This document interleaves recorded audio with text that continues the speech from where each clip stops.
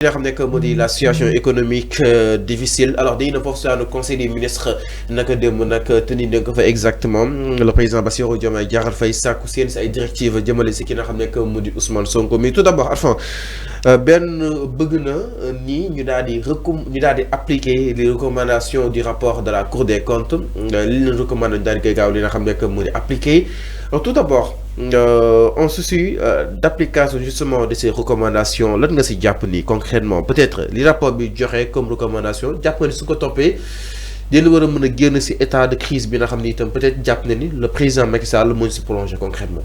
Mais le rapport a donné quelles recommandations? Le président Bassirou Diomaye Diakhar Faye neen Ousmane Sonko ak ministre. C'est le président qui a donné des recommandations. Non, recommandations pour rapport.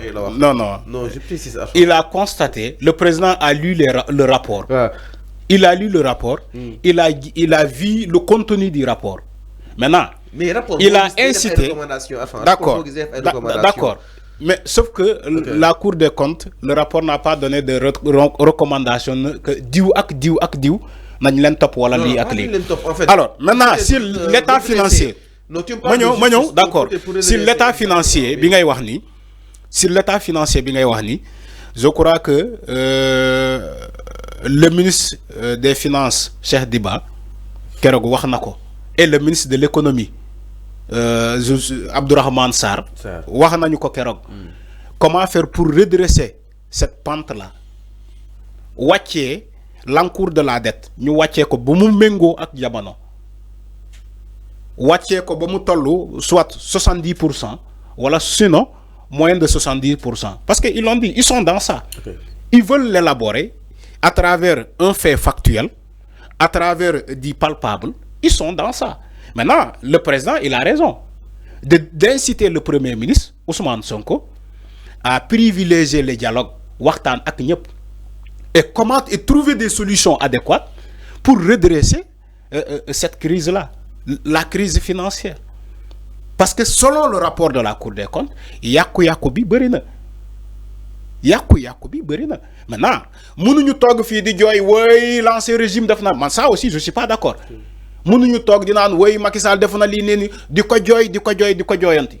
Mais il faut trouver des solutions rapidement par rapport à ça. Lu yaku mom yaku na ba paré.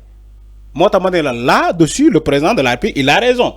Maintenant, comment trouver des solutions pour réparer tout ça?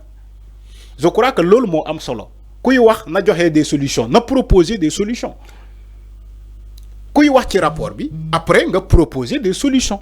Comment faire pour sortir de cette crise-là? Man lo la gëm.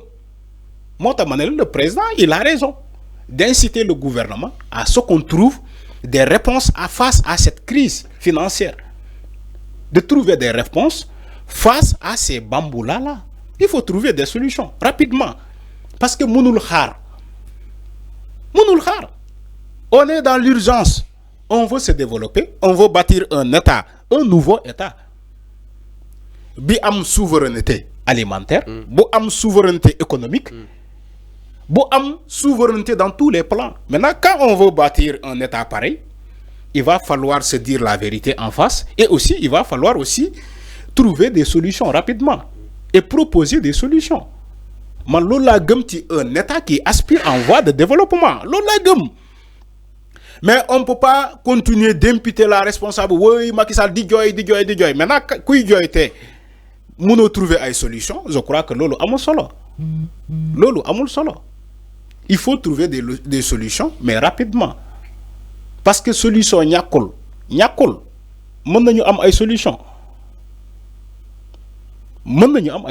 Et les solutions, je crois, sont là. Les solutions sont là. Il va falloir d'abord réduire les dépenses publiques, les dépenses inutiles, je veux dire. Parce que amna ay dépenses yo xamantene gouvernement dina ko def te mëno na ñak. Quand on supprime ces dépenses-là, Wagni aussi, comme ils l'ont annoncé, les salaires élevés, parce que aussi il faut être un compatriote. Comment dire, l'État a revenu sur d'autres bases. Les gros salaires, les salaires élevés, pour trouver des solutions. li ñëwaat salaire yi mais attends directive yi aussi bokk na ni ki nga xam ne que mu di le président nee na mi ngi sàkk pour ñu jox ko benn décret sur les empreintes publiques maanaam bor yi nga xam ni itam ñu koy daal di leb fexe aussi ba ñu war a mën a bañ a génn c'est la nga xam ni itam moom la UEMOA daal di ñuy jox comme ay limites concrètement là aussi lan nga si jàpp parce que mu nekk liggéey boo xam ni itam sant nañ ko ki nga xam ne que mu di la Cheikh Diba bu daal di koy dëgtal exactement benn ko décret d'empreinte de la dette. Oui, mais il s'agit d'une loi qui est là. Tu as parlé de l'IEMOA. C'est une loi qui a été ratifiée, qui a été signée. C'est des conventions. Il faut les respecter. IEMOA dafa ne lii boy leb na nga leb mais waroo dépasser stade bi. Ok. Waroo dépasser les 71% du PIB. Waroo ko dépasser. Mais tout ça, c'est des mécanismes à respecter. C'est des règles à respecter. T'es un pays qui est, comment dirais-je, qui est respecté et qui veut se développer. Il se doit de respecter les conventions qu'il a signées. Il se doit de respecter les lois qu'il a mises en place. Donc convention yooyu noonu jàppoon na ni ki nga xam ne que moo di Macky da doon trébucher lépp. Non, respecté wu ko. Maxi xam nga man bi may wax ni Macky Sall faalewul loi boobu Macky Sall était au pouvoir yow tu peux m'en témoigner. Yàgg naa ko wax fii même keroog bu ñuy reporter l'élection jaarale ko assemblée nationale yàgg naa wax ni que Macky Sall faalewul loi mooy maanaam man Arfan xaaruma tey ba Macky Sall wàcc di wax ci moom man yàgg naa wax ci Macky Sall fii ci plateau bi ne la Macky Sall faalewul loi Macky Sall bu faalewul loi dina respecter la loi des finances. Okay.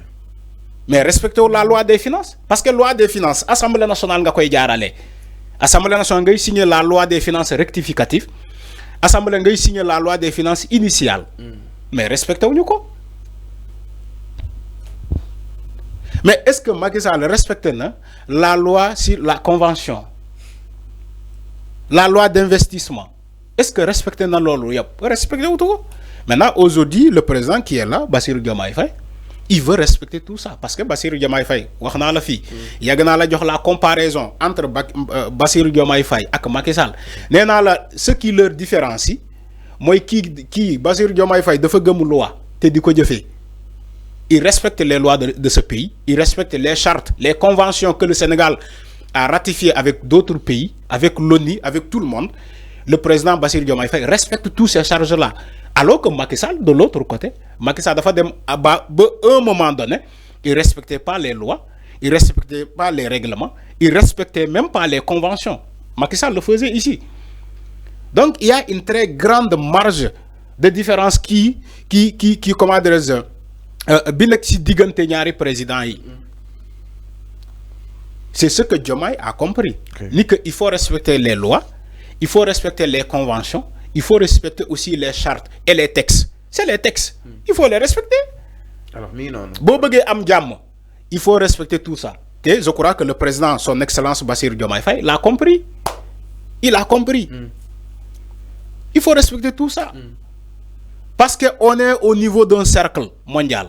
Alors, il faut respecter ce que tu as signé dans ce cercle-là. C'est clair, exactement. Parce que l'IEMOA, c'est un cercle. Alors, c'est clair. La Convention des Nations Unies, c'est un cercle. Le Sénégal a ratifié tout ça. C'est clair, donc il faut respecter. Alors c'est clair par rapport à li nga xam ne que moo di wàllu wu nu mel alors Jacqueline Trouvé ne t'en fais pas exactement c'est mes avis alors ñu ñëw si benn ponk